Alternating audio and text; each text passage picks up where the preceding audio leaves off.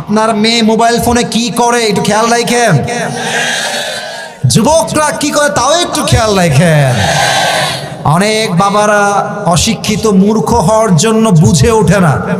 আমি সেই দিন শুনছিলাম এক হুজুরের মুখে, ছেলে আসছে ঢাকার থেকে গ্রামের বাড়িতে, রাত বাজে 2টা, বাপ যাচ্ছে ছেলের বাড়ির ঘরের সামনে দিয়ে, রুমের সামনে দিয়ে, আর ঘরের ভিতর থেকে ফিস ফিস রাত 2টার সময় আওয়াজ আসছে,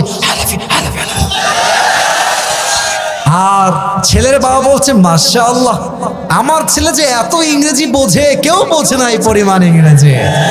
আব্বা জান, আপনার ছেলে ইংরেজি বোঝে না, আপনার ছেলের চরিত্র নষ্ট হয়ে গিয়েছে নরসিংদের যুবক ভাইরা।